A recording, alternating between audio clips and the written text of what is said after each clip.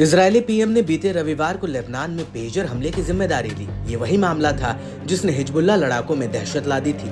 दरअसल बीते 17 सितंबर को अचानक से वायरलेस डिवाइस फटने लगे थे, जिसको लेकर दावा किया जाता है कि इसका इस्तेमाल अधिकतर हिजबुल्लाह लड़ाके इजरायल से बचने के लिए करते थे। पेजर ब्लास्ट से 30 लोगों की मौत हुई थी, जबकि 3000 से ज्यादा लोग घायल हुए थे। हिजबुल्लाह ने इसके पीछे इजरायल का हाथ माना था। इसके 2 महीने बाद आखिरकार इजरायली पीएम ने इसकी जिम्मेदारी ली। नेतन्याहू के कबूलनामे के 24 घंटे के भीतर ही हिजबुल्लाह ने पेजर हमले का बदला लेना शुरू कर दिया। नेतन्याहू के खुलासे से एक बौखलाए हिजबुल्लाह ने उत्तरी इजरायल पर एक साथ करीब 50 रॉकेट लॉन्चर से हमला किया।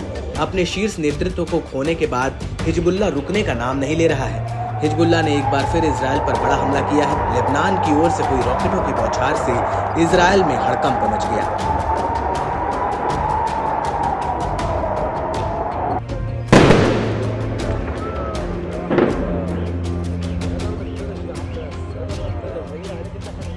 हिजबुल्लाह के ताबड़तोड़ हवाई हमलों से उत्तरी इजरायल में जबरदस्त अलर्ट सायरन बज उठे।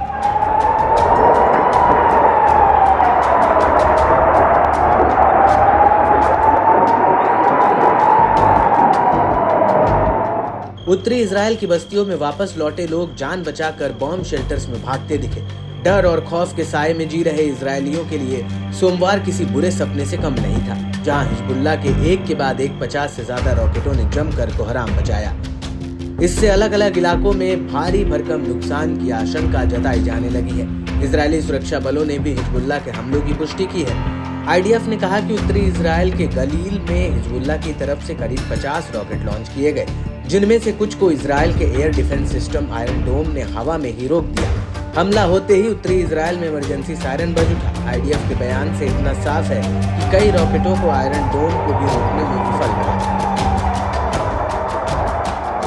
जिससे उत्तरी इजरायल के अलग अलग इलाकों में तबाही मचाई। कई जगह भीषण आग लगने की भी खबरें सामने आई। बताया जा रहा है कि हिजबुल्लाह के हमले में 3 लोग बुरी तरह जख्मी भी हो गए।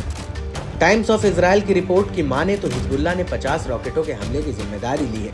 समूह ने दावा किया कि उसने करमील बस्ती में पैराट्रूपर्स ब्रिगेड की ट्रेनिंग बेस को निशाना बनाया। इस रॉकेट हमले के दौरान छर्रे गिरने से लोग हताहत हुए हैं, जिनका अस्पताल में इलाज चल रहा है। बताया गया कि कारमील इलाके में आसपास के शहरों के रॉकेट हमले का असर देखा गया। इसके अलावा हिजबुल्लाह ने इजरायल पर मिसाइल हमलों से भी जोरदार ऑपरेशन चलाने का दावा किया। समूह ने बताया कि इजरायल की मिलिट्री साइटों, बस्तियों और हवाई ठिकानों को निशाना बनाया गया। हमले आधी रात को शुरू हुए, जिससे गैलीली क्षेत्र समेत उत्तरी इजरायल में दहशत फैल गई। रॉकेटों के इजरायली इलाके में गिरने पर सायरन बजने लगे, जिससे नागरिकों में हड़कंप मच गया। अक्का के पास श्रागा बेस जैसे सैन्य ठिकानों को भारी नुकसान पहुंचा है। कई शहरों में हताहतों की खबरें भी हैं।